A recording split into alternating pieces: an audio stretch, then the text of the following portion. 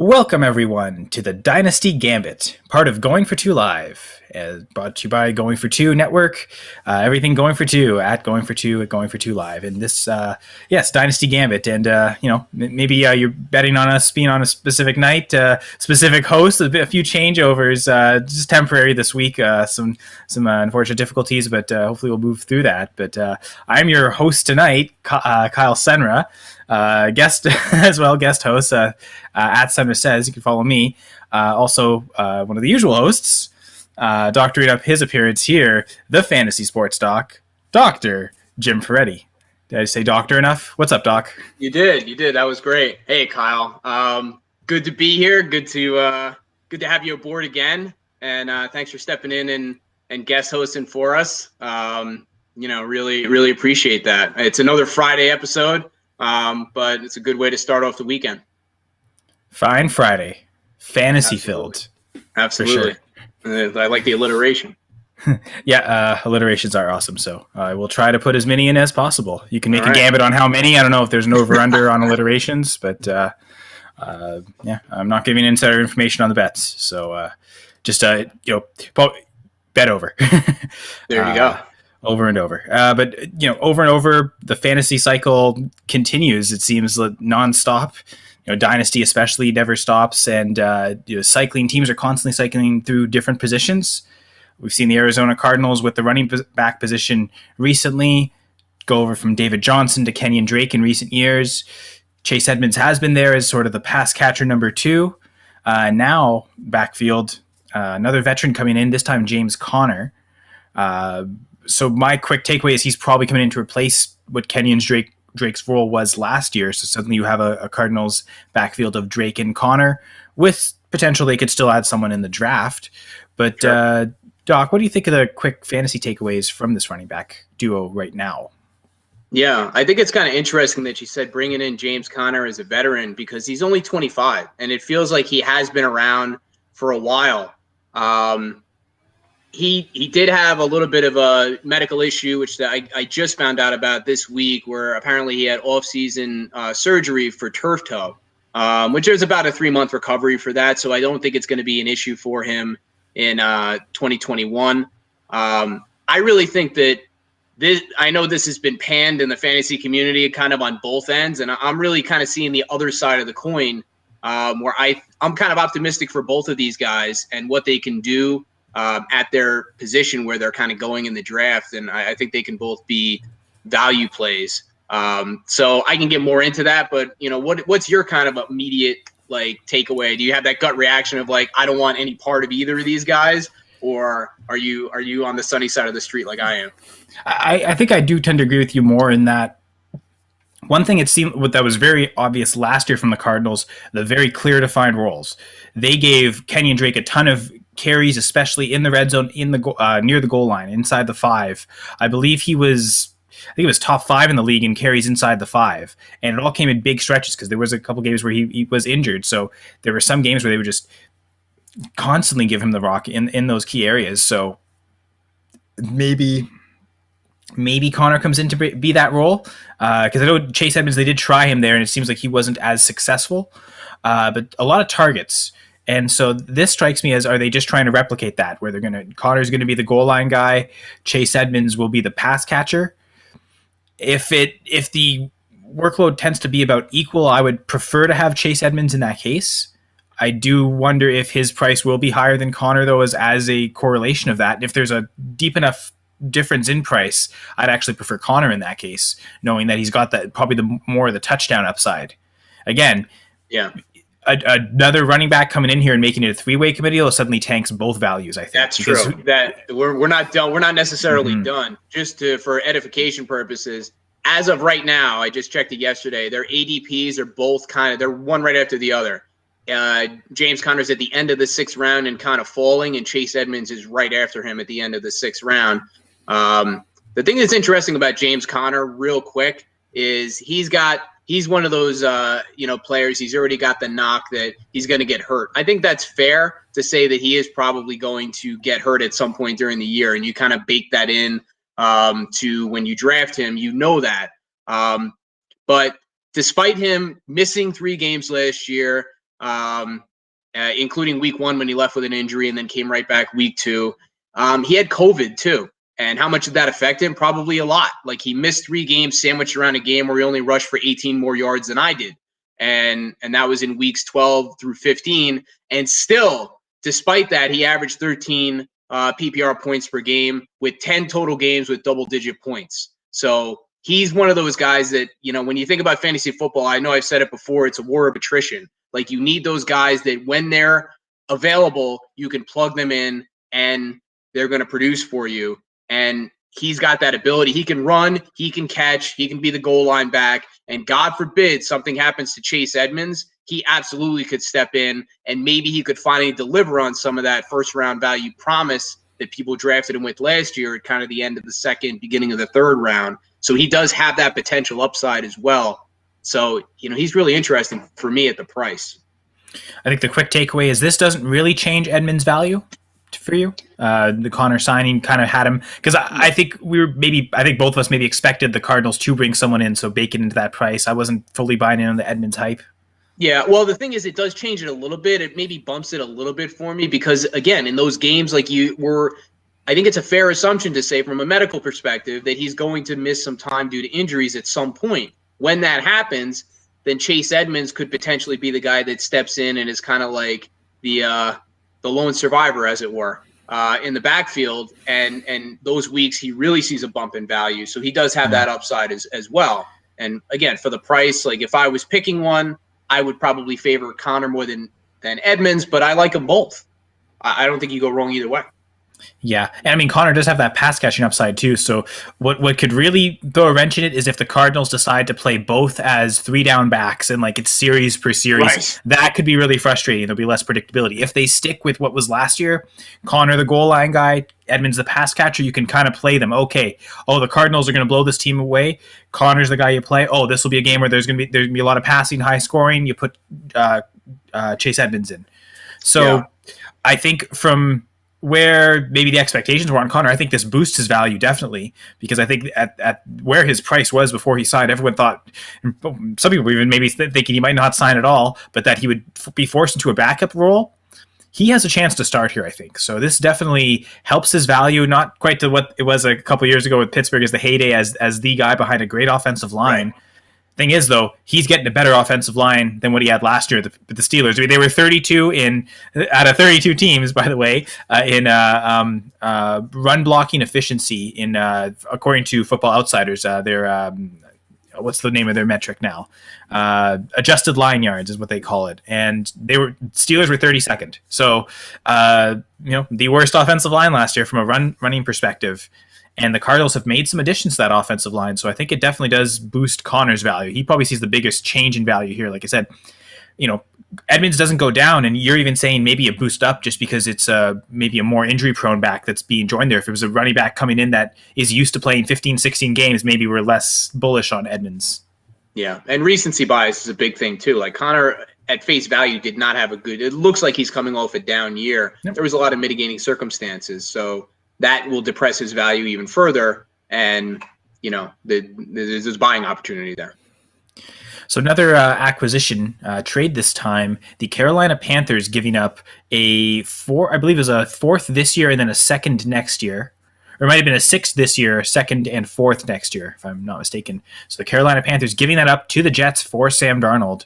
So suddenly the Carolina Panthers now have a quarterback room of Sam Darnold, Teddy Bridgewater, PJ Walker. I believe that rookie they drafted a couple years ago is still there, but I believe PJ Walker might be there. Maybe it was just a 1-year deal, but it does appear to be Sam Darnold's job now. What are your thoughts on that, Doc? Do you think it's Darnold from week 1, or do you think either Bridgewater or potentially another quarterback come in and can compete with that? Yeah, I think it's most likely Darnold from week 1, given what they spent to get him down in Carolina. The thing is, unless the caveat being is if he just really looks terrible in the camps and the workouts, and I don't know, do they even do preseason anymore? Are they still doing that? Yeah, they're gonna have 2. I think it's shortened though, 3 preseason weeks only. Okay, so they shortened it. So if he looks absolutely abysmal, then maybe they might come off of it. But unless that happens, I think he's going to be the week 1 starter. I would say there's one scenario. I mean, I don't think it's going to be Teddy Bridgewater. I don't even think Bridgewater gets a chance to compete. I think this trade, them giving that up, is signaling that they're giving it to Darnold. I know on some of my podcasts I've done, there have been some debate. Some of my co-hosts are kind of more on the positive side of at least thinking it's a fair competition in training camp. But I'm not as convinced. It already sounds like they're trying to trade Bridgewater. Doesn't seem like I think that it might be fair in the sense that it's like the deck is kind of stacked, but we're going to call it fair. Yeah. We're dealing from the bottom of the deck, but we're going to call it a fair game, like that kind of fair. Yes. So I think the only thing that stands in Darnold's way is if there's talk maybe Justin Fields falls. I know there's been some mock drafts that have him going in the 20s, which to me is just absolutely ridiculous. But right. I mean, strange things. I mean, Aaron Rodgers was picked 24th, right? So are we? It's not that unheard of for a quarterback of this pedigree to fall that far. And I mean, that year there was really only 2 quarterbacks. I mean, this year you can make the justification. There's 5 guys that could all go in the top 10. So maybe more of an argument to be made that could happen. But if that's the case, if Justin Fields is there for the Panthers at 8, I'm not entirely unconvinced that they won't just say that's the competition now. It's Fields, Darnold. That we're making that the competition. It's interesting. All right, well let's play this game. So let's assume that doesn't happen, which is plausible, but let's just say that doesn't happen. And Sam Darnold is the starter week 1. What do you think about him as the starter week 1? What's your level of confidence? Like, how do you feel about that whole scenario?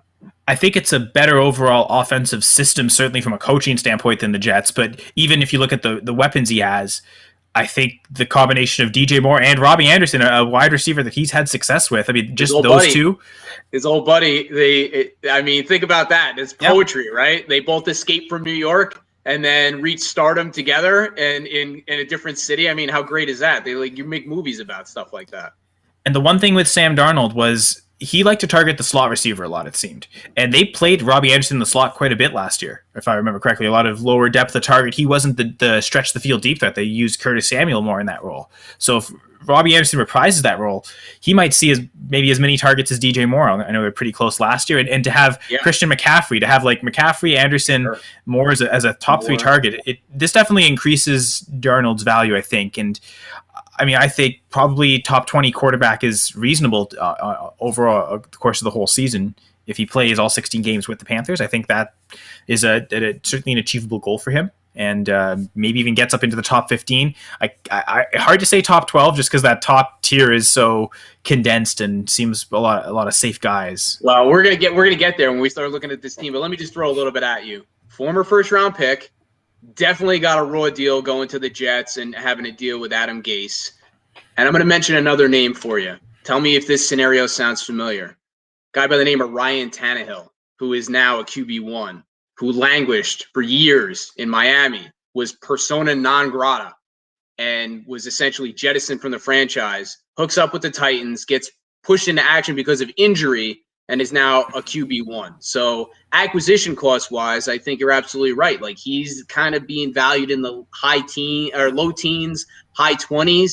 But for those of you out there who like to wait on a QB, or you like to kind of roll the dice like that, he's certainly a guy you could get in the double-digit rounds who could potentially – there are pathways to him finishing as a low-end QB1.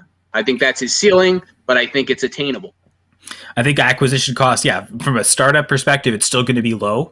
But from a trade perspective, it's higher than it's ever been. Well, it's like, you missed the boat. You really needed to. Exactly. You might have been able to get give up a late second to get him in Superflex just a day before he was traded to the Panthers, right? So now the trade is. I mean, it still might not be huge. I mean, but you probably haven't given up a first now for a starting quarterback. That's kind of like a benchmark price, is kind of a minimum if we're talking Superflex.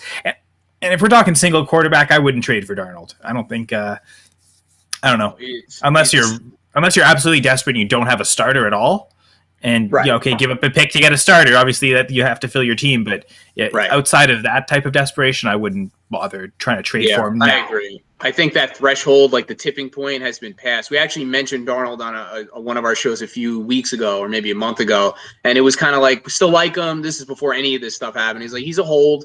Let's just see what happens. He's still young. I mean, he's only 23. So that was the move, was to hold or buy, really. Or if you wanted to, if you're in that position to buy. But definitely not the sell. That was not the time. Now is the back. Now is back the time to sell. Now though. Now maybe it might be the time to sell. Exactly.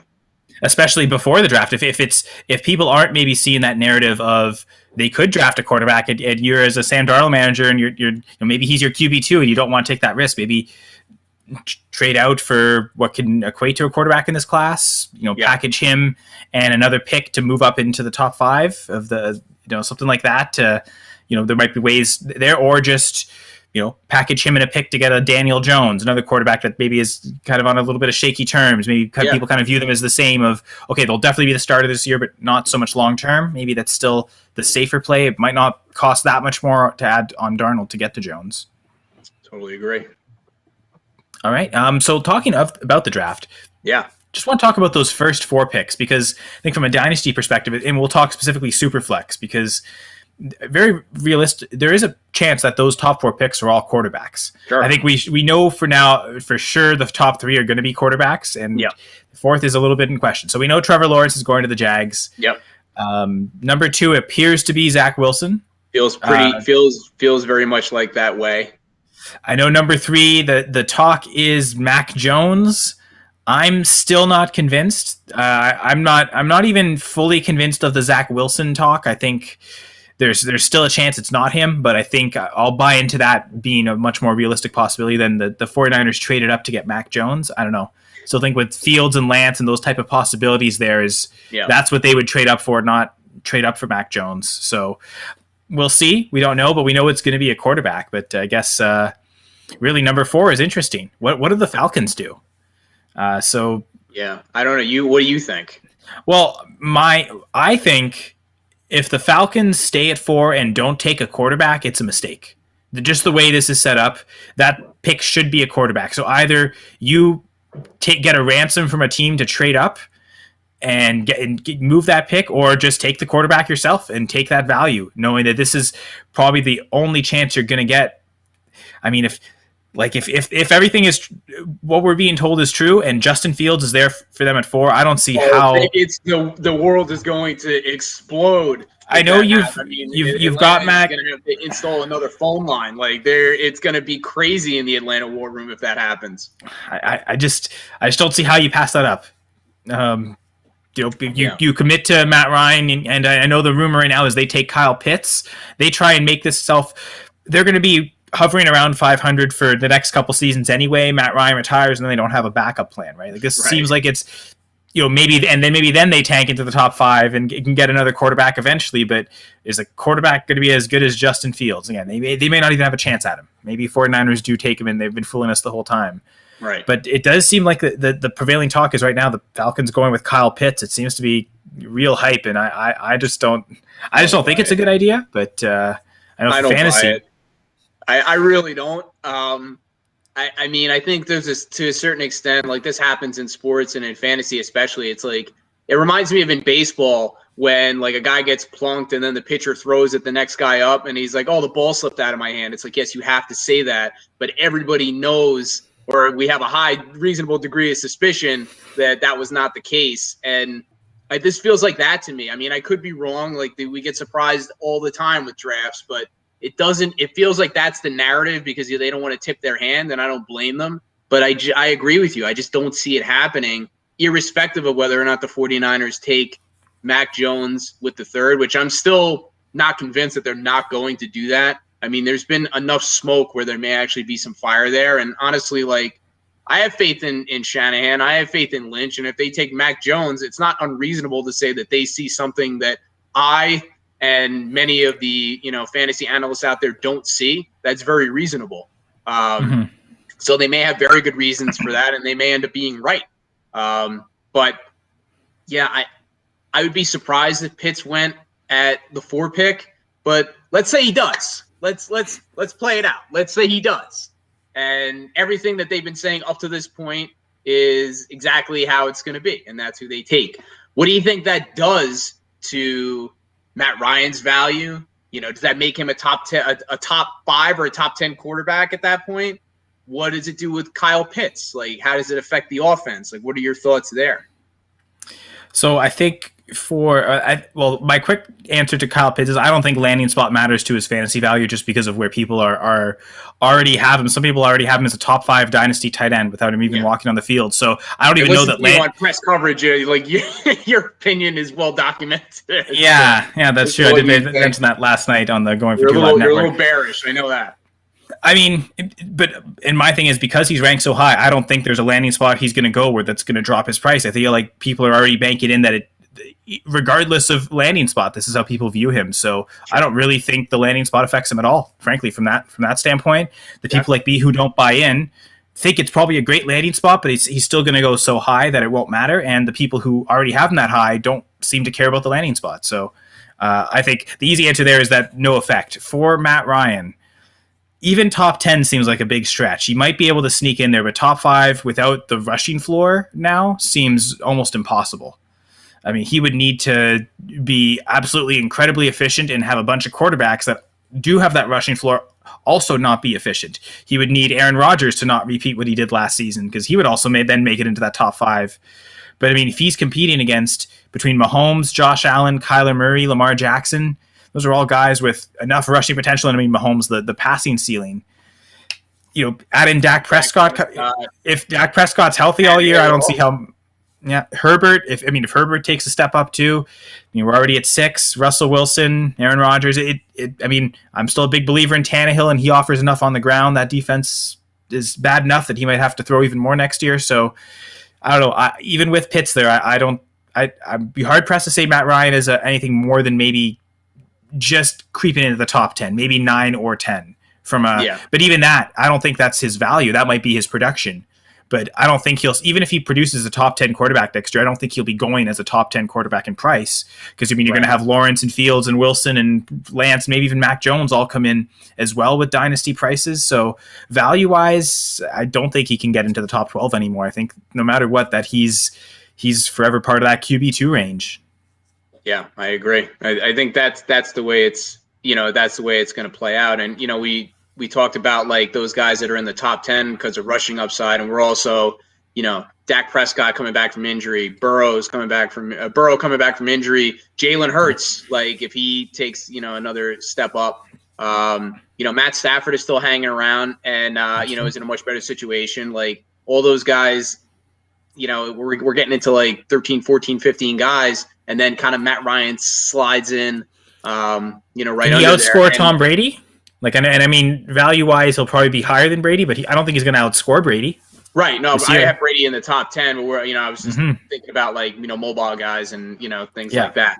But I agree with you. It's like I think it's a good place to be. Like he's still a great value play, and he's another like wait on a QB type thing. He's 35 now. He could be one of those guys that gets really forgotten about and could still produce like a top 10 guy or like a QB1.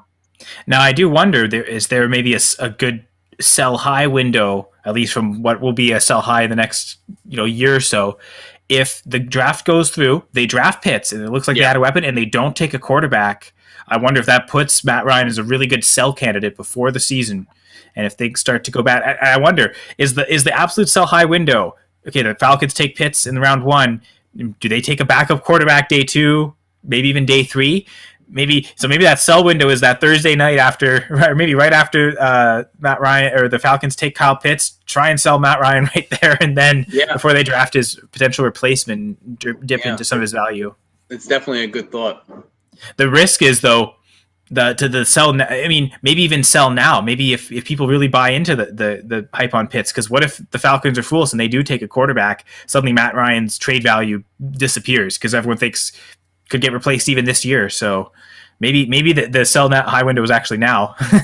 Don't waste that opportunity. I mean, sell high in quotation marks. It's like I still wonder what you're going to get for a 35-year-old quarterback. I mean, in Superflex it's different, but in a 1 QB league, like. Oh no, for sure. At that point, let it play out. You're like, all right, we'll see what happens. And in a 1 QB league, he has so little value that you don't even mind that he evaporates and he's useless. So you just drop him right at that point. So like that's someone you can definitely hold in single quarterback. You're right, but in Superflex, I still think you might be able to get an early second right now, and maybe just take that now and cash out before it's too late. Maybe at the draft, it suddenly that value plummets. So. I don't believe I have Matt Ryan on any of my dynasty teams right now. I think, but if I did, I'd probably try to all offseason have been actively shopping him at this point. So that would continue and maybe use this hype to buy in. But so one thing we did talk about for sure is the 49ers are taking a quarterback. So what does this do for Jimmy Garoppolo's value? Well, I don't think you can sell him, right? So for me, I think he's a hold for now. Like, his value is super low given the future uncertainty, the injury that he had last year, recency bias. Sure, it's extremely likely the Niners take a QB, but he had a really good 2019 and he almost won the damn Super Bowl. You know, he should be a bridge this year. And what if he ends up somewhere in a much better situation, like back with the Patriots in late 2021 or 2022? Then things for me get pretty interesting. So I don't think it hurts you to hold on to him at this point. I don't think you can really sell him. I mean, those are my thoughts. What do you think?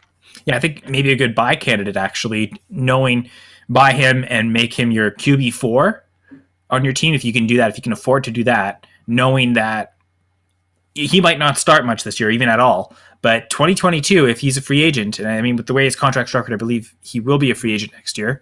I mean, they could cut him at any moment and he'll be a free agent. He could be a free agent tomorrow.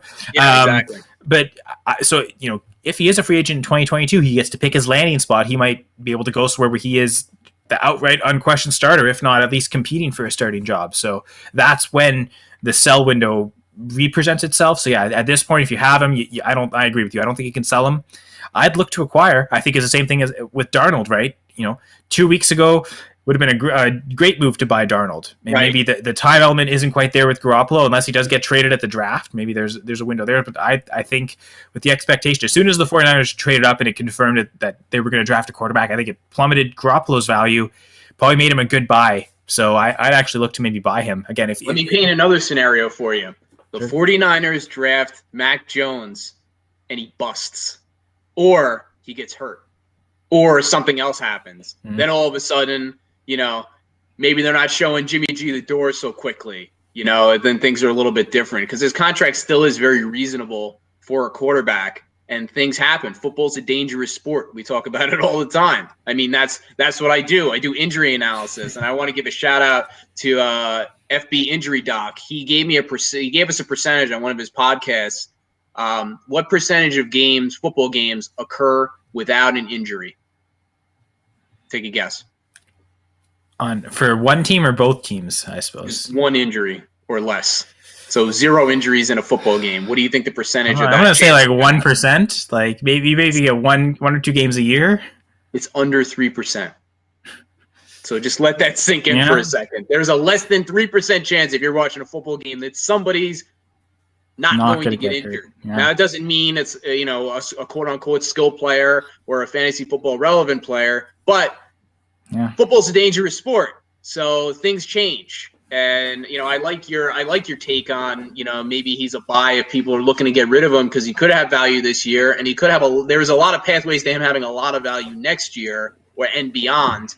And he's still a pretty darn good quarterback. I mean, he went there for a reason. They could keep him and just say, you're the starter this year. It's a lame duck thing. You're going to be a quarterback. You're going to be on the free agent market next year. So it behoves you to play as well as possible, right? So that's his motivation. You're not going to get paid from us, but someone else will pay you. So go out and play well. And obviously winning is, I think, a motivation for all athletes at that level to get to that point. So that's still a possibility where, you buy him now and he might start games for you down the stretch. You run into it, like you said, another quarterback of yours gets injured and he is starting. You might need him in your lineup. So I think if someone's willing to just give him away for, again, in Superflex, even a late second is giveaway price, but certainly a third, I'd buy him on and take him as a QB3, QB4. And I think if you hold him for the year and see what happens and kind of go from there. If he's a backup next year, quarterback depth isn't the worst. I mean, maybe you cut him if you only paid a third. It's not the worst thing in the world. So I'd call him a buy, I think, at this point. I like it. All right. So we'll say bye to those topics. And before we get into the team, I guess I was supposed to do the Manscaped read, it is your show. I am guesting. So I don't know do you want to do it or? No, be my guest. I know you got practice doing it last night. Yeah, so, it is NFL draft season, so we've talked about these quarterbacks, right? Trevor Lawrence going to the Jags, if you got those Jags in your pants, if you got that Trevor Lawrence hair in your pants, maybe it's time you invest in Manscaped. So Manscaped provides some of the most revolutionary and state-of-the-art grooming and shaving technology available. You got the Lawnmower 3.0 electric razor that is waterproof, so shower safe. No electric shocks there. So I know, quite a shocking and revelation, right? So some great technology to invest in for sure. They've got other great products such as the Weed Whacker, which is a nose and ear hair trimmer as well. So they've got razors basically to cover your entire body, for every part of your body if you need. Also have clothes to clothe your entire body. Great shirts, really great comfortable underwear. And I think I mentioned that during the last night's broadcast. I was wearing them, and it's very secure, very comfortable. So definitely, you got my full force behind it, and that full press, and the Dynasty Gambt now apparently. So it's a great product. They know what they're doing. I mean, if you think about it at kind of a granular level, this is a razor that is going to be near your balls. Okay, so it's like, is that the area where you really want to cut costs and not go for quality? I don't think it is. The saying is, like, you don't want to gamble with your balls like you gamble on football, and I think that's a fair point. So these guys really are the best in the business, and it's worth getting into. And the other thing is, it's like, when you just think about aesthetics and things like that, like if you trim the bushes, the tree's going to look bigger. Like, that's just science. That's the way it is. So, if that's not motivation for you, then I don't know what is. So give them the code, 20% off, free shipping. Well, that's the thing. It's you're not even really taking a risk here with the promo code Gambit, all caps locks, GAMBIT. The code is Gambit.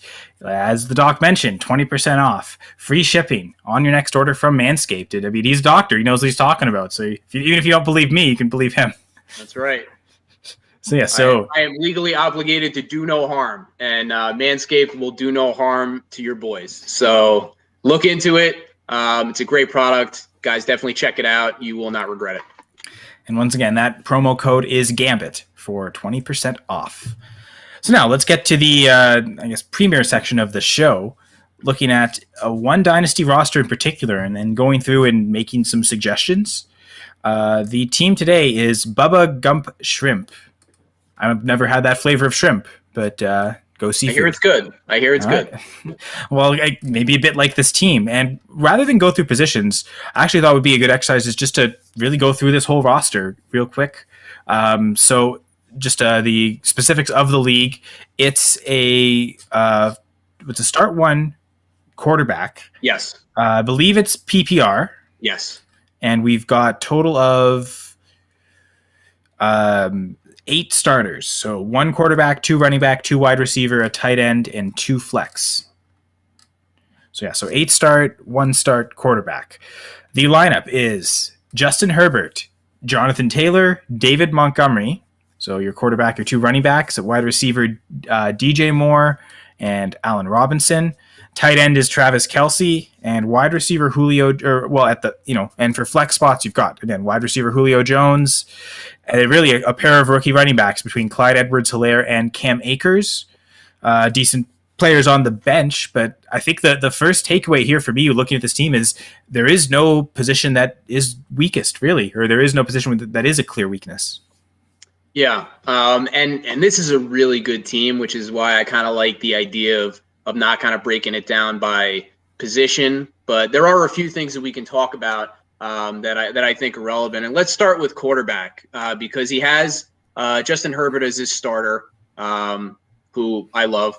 But backup-wise, he's got Drew Brees, Dwayne Haskins, and Drew Lock. So, the thing about that is that hits me is like, yeah, everything looks good now, but like we said, football is a rough sport. He's one injury away from all of a sudden, I think, having a major problem. What do you think? Yeah, I agree. It's there's not much depth here. I mean, Drew Lock is your second best quarterback option. Right now, he is the starter for Denver. Not sure if that's even long-term or just this year. they might take a quarterback at 9, and probably, and we talk about the Panthers might do it at 8. It makes even more sense for the Broncos to do it at 9. So I mean, there's no, there's maybe a chance that he doesn't actually have a quarterback to back up his starting quarterback with just Locke and Haskins. And I mean, Breeze has retired. Holding out hope that he comes back, I think is. Suppose you can with this quarterback room. I guess why not? But I almost feel like this is a roster spot that should be used on maybe a different quarterback or a different position. But I think quarterback depth and maybe depth throughout the whole team is maybe the only issue with this team. Yeah. So let me give you a little analogy here. This quarterback situation reminds me of like Titanic, like right before potentially they hit the iceberg. And the iceberg is if something happens to Justin Herbert, whether he gets injured or let's talk about it a little bit. He threw for over 4,000 yards. He set the NFL rookie records for passing TDs with 31, total TDs with 36, completions, most 300-yard games, and missed the single season passing yards record by 39 yards. So he's super talented. But is it reasonable to assume that he's just going to set all these records and then take another step up? The NFL, like all professional sports, is a game of adjustments. The sophomore slump is a thing. All athletic or life progression, for that matter, is not linear. And football is a dangerous sport, as I've said probably too many times already. So there are many reasonable pathways to Justin Herbert potentially not being available some weeks. And if that doesn't happen, then Drew Brees is retired. So thanks for the memories. Next stop, see you in Canton. And he's got Dwayne Haskins and Drew Lock. Now, I think Drew Lock is definitely, he may be better than his numbers have suggested. But as you said, Denver may not be convinced of that themselves, and they may draft another quarterback. So your Justin Herbert injury or sudden ineffectiveness for whatever reason, away from having to rely on Drew Lock to be your starting quarterback when he may not even be a starter, and now all of a sudden you got no starting quarterback. That is a big problem for a team this good to go down in flames like that. I don't want to see it for Bubblegum Shrimp. Yeah, no, definitely. So, all right. So the first case there of maybe where some depth is needed, maybe now is a good time to go position by position. So we mentioned the three main running backs there of Jonathan Taylor, David Montgomery, Cam Akers, and actually four main with Clyde Edwards-Helaire. Yep. Also looking at J.D. McKissick, Jamal Williams, Tariq Cohen, and Travis Homer and Lynn Bowden, as well as some depth. But really, I mean, you've got four starters, and then I guess another three guys that are all going to be either an injury away type or even just good PPR backs with standalone value. So I think actually quite a really deep running back room here.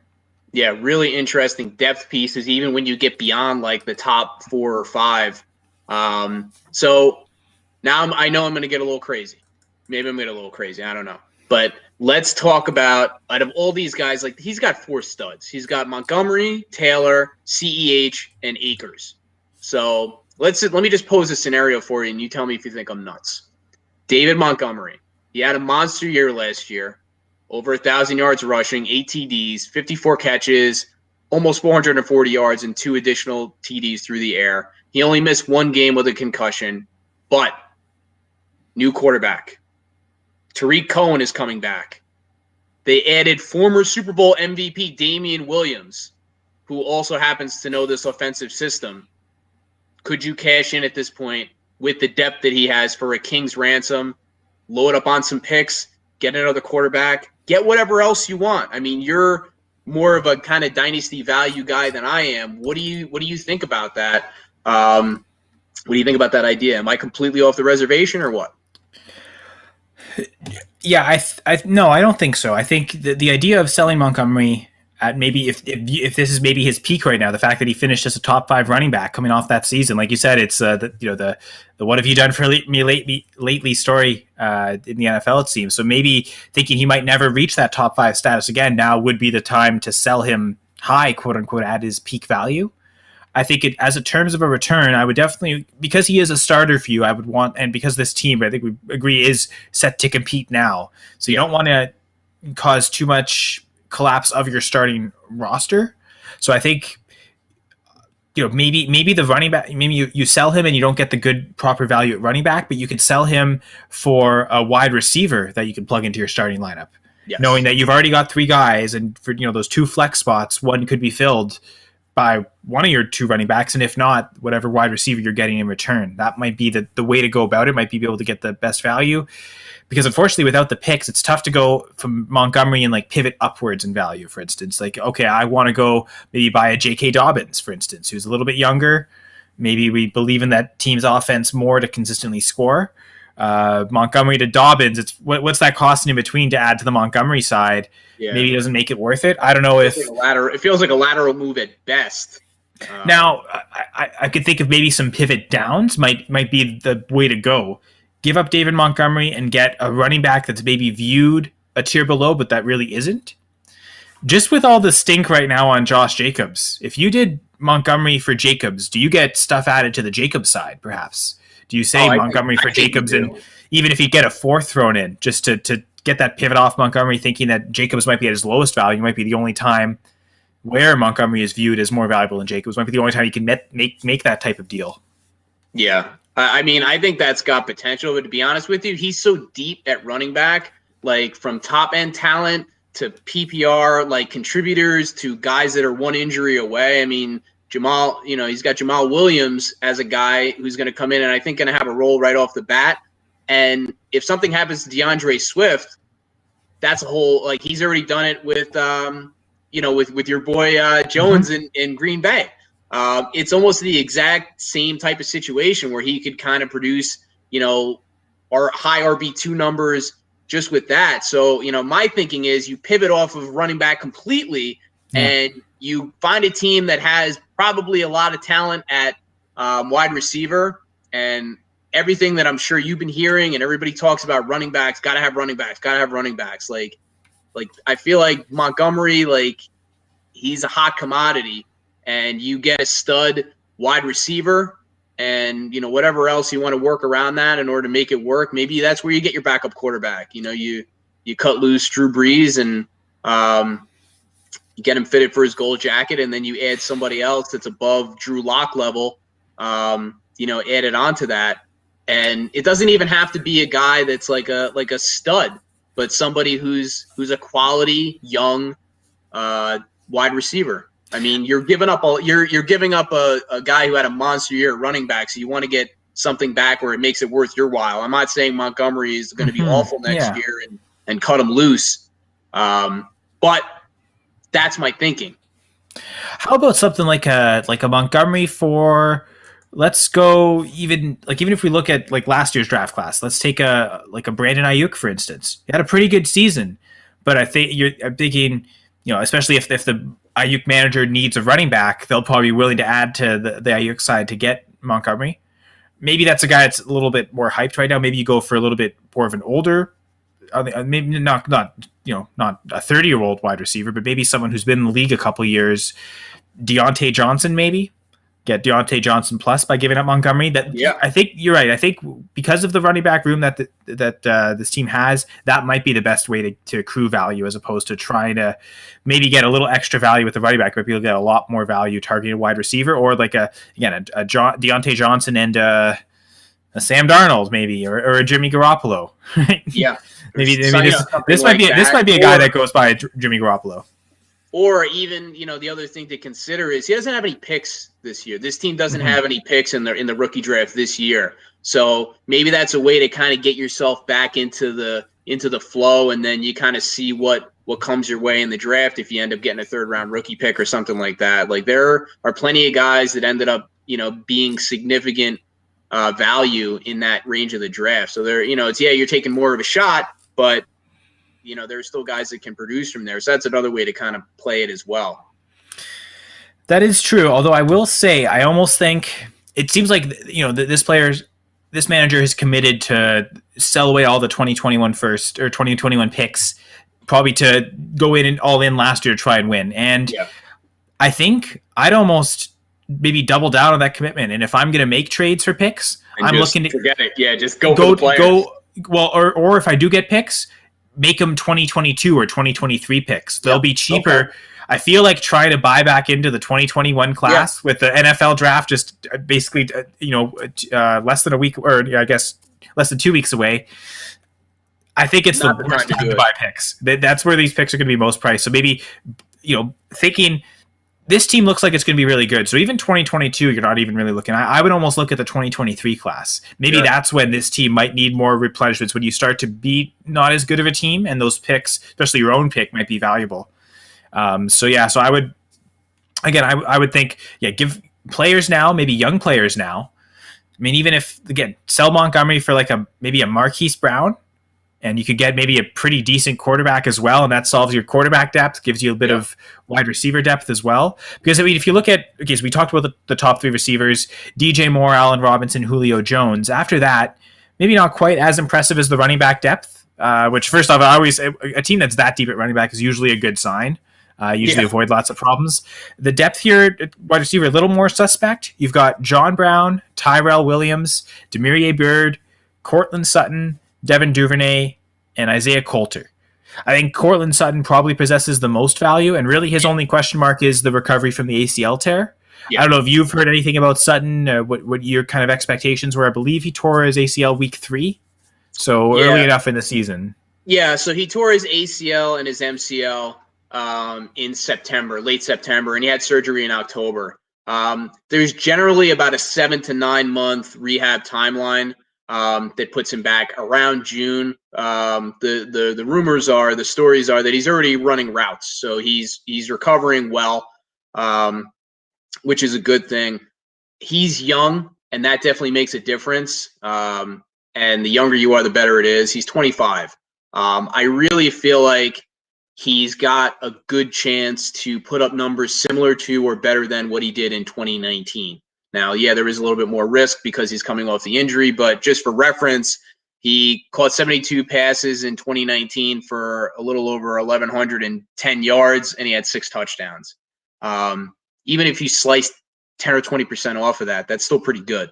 And this is not a starter at this point on this team. He's a depth piece. So I definitely feel like he's kind of being undervalued. And again, recency bias. Like, he didn't do anything last year, really. And the whole Drew Lock situation, as we talked about. Not to mention, he's got Drew Lock. He's got Cortland Sutton. What if they both, Wonder Twin powers activate and they both, hit the stratosphere together this year? I mean, there's a non-zero chance that happens too.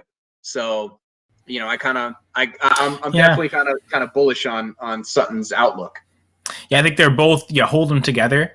If you're going to improve the quarterback position, it's not that you're giving away Lock, it's that you're adding to, and Lock, it becomes your quarterback 3. Right. And in that way, if he does go off, then suddenly you have that stack, and you can pick your weeks with that.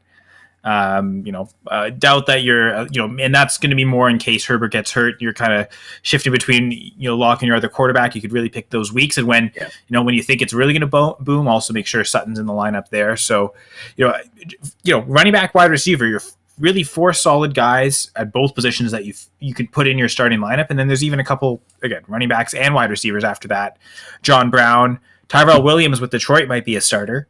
We already mentioned McKissick, Williams, Tariq Cohen, so definitely some depth options. The backup tight ends, Hunter Henry and Josh Oliver. When you have Travis Kelce, I don't think you're that concerned with backup tight end. I think I would be more concerned. Hunter Henry, his value is hurt by the New England Patriots landing spot. You're only looking for 1 week where you're benching Kelce for his bye week. You're never, if he's starting, you're not starting him. So, maybe figure out whoever the Chiefs' main backup tight end is going to be. Maybe pick up them for free and to insulate yourself from injury from Kelce. And that way, if Kelce's hurt, you have that I know this guy's going to get the boost. That's a good thought. Let's talk about Kelce a little bit, because so he's 31. He's been about as durable as you can be for the last 6 years. He's only missed 1 game. I don't know. What do you think about the idea of? Because I know how I feel, but I want to see what you think about trading Kelce now, because I've heard that going around. They're like, he's 31 now. Like, this is the time. Maybe you look to move off of him. because he's at the height of his value. What do you think about that? I think because this team is going for it, if you trade him for any other position other than an elite tight end, you're making your starting lineup worse. So you've only got maybe 3-4 players that you could actually trade him for, I think. But those deals do exist. Really, I think I'm fine trading away Kelce for Kittle, for Waller, for I say Mark Andrews as well. I know maybe and that would be quite the haul. Like you could get quite a lot Mark back Andrews. If you pivoted down to Mark Andrews.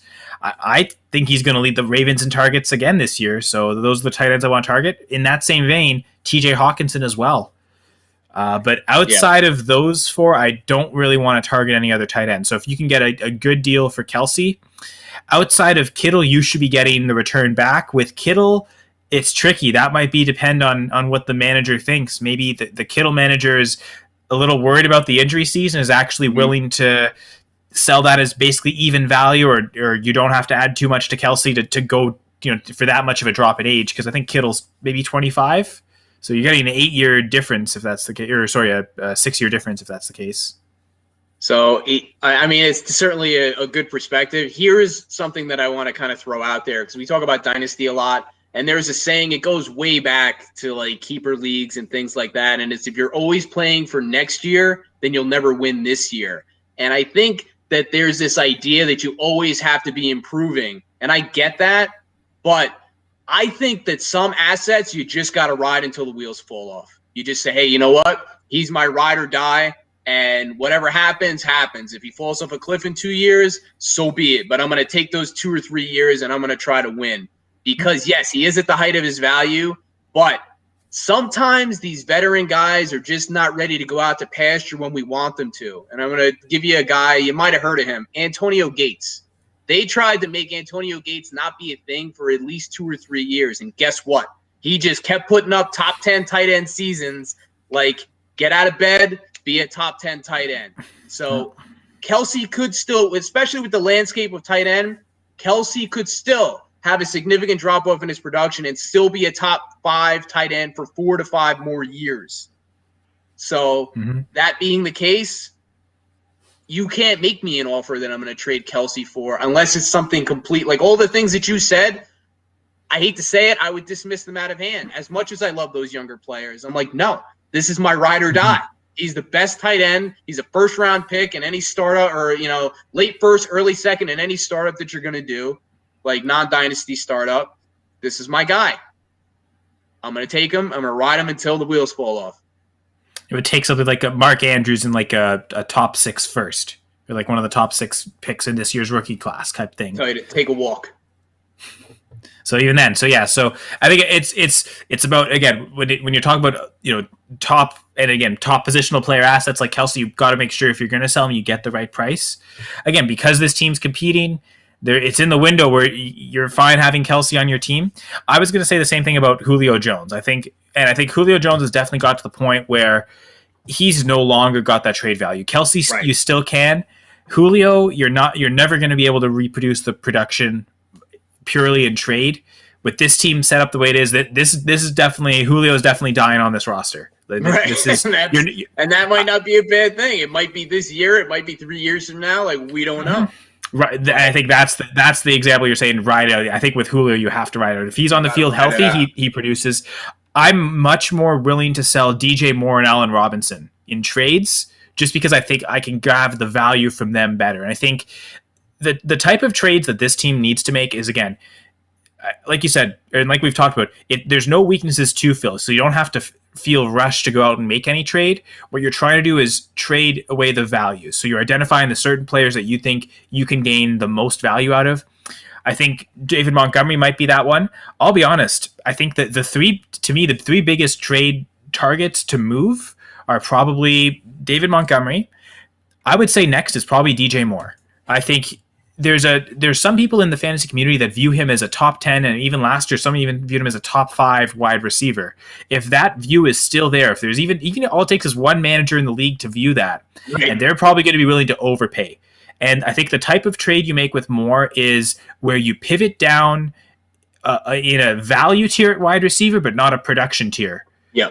if I say the two names, Terry McLaurin, DJ Moore, they'll probably produce to pretty close to the same numbers. Yeah. Yet there might be a difference of view there where if you give away DJ Moore, you might be able to get McLaurin in a third. And again, if talk about this team, if you push those picks back to 2023 and say down a couple of years, do you get McLaurin in a second for DJ Moore? I really like that deal, and that's the type of deals I think you make where you're not losing a starter, but you're gaining value. Yeah, and you're also divesting yourself of a little bit of risk. I mean, DJ Moore definitely had some steady production. He did miss, there was like the COVID ankle Achilles thing that happened. I don't think that's going to be an issue for 2021, but we just talked about the uncertainty in, Carolina with the quarterback position and how that may shake out. There's not really any uncertainty in Washington, at least for the year coming, where, Bubba Gambt is trying to win here. So you're taking some risk off the table, and you may be adding some more assets, at the the draft and things like that. So I think that's a really good point. I like that move a lot. And again, and this team can always gear trades towards, that extra throw-in piece is another quarterback, a low-end starter viewed as maybe a top 20 quarterback, but certainly not in the top 15. Again, maybe a Sam Darnold. Maybe a Sam Darnold, maybe a Ryan Fitzpatrick even. Yeah, maybe, or like a Ben Roethlisberger, someone that people aren't really viewing because of the longevity and the age, but that at least you have is going to be the starter. So I think that the three biggest trade targets for me in terms of trade away are Montgomery, DJ Moore, but again, for the right deal, obviously, especially for DJ Moore. The other guy, though, I think might be Justin Herbert, and you touched on it earlier. How such a great rookie season. There is a chance that might be the best season of his career, fantasy-wise, right? So if he never reproduces that, the smart move is to sell right now before he gets back onto the field in year two and doesn't meet those production expectations. Yeah. But I think again, it's you want to do it with smart value in mind. And I think this will be very league to league dependent. I think the way I view quarterback, that top tier of 6 or 7. If you want to add Lawrence and Fields or any other rookies in there, that obviously extends. But, with Herbert being in that tier for me, I want to move within that tier. But again, stay with value. Maybe the Lamar Jackson manager thinks, this rushing has been nice, but could he keep this up long term? Maybe they see Herbert as kind of the more long-term steady producer. Maybe they're willing to add a pick add value on the Lamar Jackson side. Maybe, Lamar Jackson and what they view as a throwaway quarterback to get Justin Herbert. Suddenly you still have your starter in Jackson, and you get that backup quarterback or that QB3 behind Drew Lock. I think those are the type of deals I would look for. So, and I think in that mind is, you look at this team and maybe someone would almost think, the players to trade away are probably Kelsey and Jones, right? Looking at the older guys, but right. I'm really looking at those. I guess the older running back, David Montgomery, just because every other running back's a rookie. But the younger guys in Herbert, Moore, and Montgomery, because their value is so high, you've got enough youth on this team, especially at running back, that you don't feel like, if I get a little bit older, it's not that the whole team's ancient. So I think, and again, a contender, that's the context here of this as well. Yeah, context is important. And what I like about it is it's like, these are bold moves, and fortune favors the bold, right? The other thing that this brings up for me is, like, we talk about analytics and values and things like that, but there's kind of something in fantasy football that doesn't get addressed that often, and it's just like your feel, like your gut. Like, there are just certain players, and I don't know how Bubba Gump Shrimp values, like, these different players, but there's just certain players, and Herbert's one of them for me. I just like the guy. I like having him on my team. I like watching him play. Like, I had him on my team last year, and he was a beast. And it's like I have an attachment to having Herbert on my team. So what I say is, despite being a doctor, despite being an injury analyst, despite talking about fantasy football and analytics and value and everything, get your guys, appreciate your guys. And it's like, if you like a guy, like, on your team, go with that. If you're like, hey, I don't care what any of this other stuff is about, like, the adjustment, sophomore slump, whatever. I want to shoot my shot. I want to take my shot with Herbert and say that he's going to be the guy that's going to carry me to the promised land. Then do it. If you think that way about Montgomery and you don't feel that way about Herbert, then trade Herbert. Like, only you as the team owner can make that distinction. But what I'm here to tell you is that's okay. Like, it doesn't matter what the analytics say. if he's your guy, if you got a guy or guys on the team and you like them, then keep them and get rid of somebody else, regardless of what any of the analytics say. Like, that's a really important and understated thing. Like, what your intuition, what your feel is, and just having the guys in your team that you like to watch play, whatever. Like, you like the way they play, you like having them on your team, that's okay. Go with that. Yeah, and to speak on Herbert, you might not get the value. Maybe everyone is a little hesitant in your league and deciding, I don't want to sell Lamar Jackson plus to get Herbert. Maybe the Lamar Jackson owner is holding them tight. Maybe the Dak Prescott manager. Maybe he likes Lamar Jackson. And in that case, maybe Herbert is the best value is to just stick with Herbert because you're having to add extra trade value to get off of him. I think that's a possibility. And let me ask you this: is there ever a better feeling than having everybody else in the room tell you that you're nuts for not doing something, and then you actually turn out to be right? Yep. I mean, you could thumb your nose at all the analysts and say, hey, they all told me to trade this guy, and I kept him, and I won the title the next year, and he was the MVP or whatever. I mean, that to me is the ultimate. I remember back in 2015, Reality Sports Online, we did our startup draft that year, our first year in that league. But we're still in this league now with me and some of my really good friends. And my best man at my wedding, Akili, he drafted David Johnson in the 3rd round of the rookie draft that year. And there were quite a few comments of who is this guy? And I mean, he ended up being, I think that 3rd round had David Johnson, and then Stephon Diggs went a little later in the 3rd round. Like those might have been Diggs 50. I think Diggs was 15. But yeah, so like those two ended up being, the genius values. And then there's a bunch of us that took 2nd and 3rd round picks, and we were like, who, and let those guys fall. And we ended up looking silly. And I remember my friend won in the 2nd year of the league, and part of that was David Johnson. That 2nd year for David Johnson, where he exploded for, I believe, 2,000 scrimmage yards, 20 touchdowns. And, you ride that, and that's pretty good for a 3rd round rookie pick that everyone was laughing at. So yeah, he was a monster. I got one for you. So in a home league that I was in, this is maybe 5 or 6 years ago, but I want to say that there was it was one of those years where there was a consensus number one, where it was like literally, if you look at the draft stats, everybody in it's a standard redraft, 12-team PPR, but everybody took, I feel like it was Le'Veon Bell. It was one of those years where he was just the lead pipe number 1 pick. And if you go down the list, everybody drafted him number 1 that year. And then it got a little questionable after that. So my friend Dave has the number 1 pick, and he takes Julio Jones, who was going at that point, the end of the 1st, beginning of the 2nd. I mean, this is one of the gutsiest moves I've ever seen in my life. Everybody in the room, with the exception of myself, and I would call myself out if I was, if I talk trash or whatever, but I was like, hey, you know what? He's not going to be there at the end of the 2nd. If you believe that that's the guy who's going to have the year that you want to have to be that 1st round pick, and you want him on your team, you got to take him regardless of what anybody else says. He went to the finals that year, and he lost, not because of Julio Jones, but he went to the finals, and he got literally almost laughed out of the room by 10 other people. And sometimes you just got to go with get your guy. It's like plant your flag, shoot your shot, all those cliches. Sometimes you just got to get your guy, and it doesn't matter what anybody else says, and it doesn't matter if everybody else thinks you're nuts, because guess what? You might be right.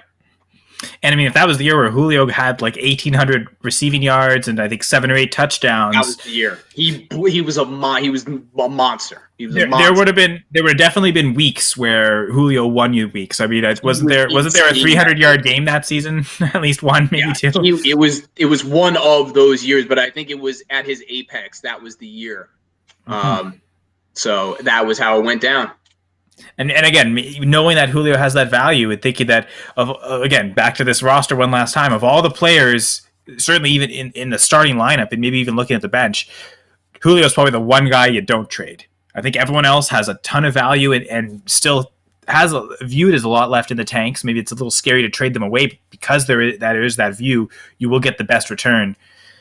This is definitely a roster because it's set up as a contender that you're taking Julio and you're riding him until he retires. I know I've got Julio on a team.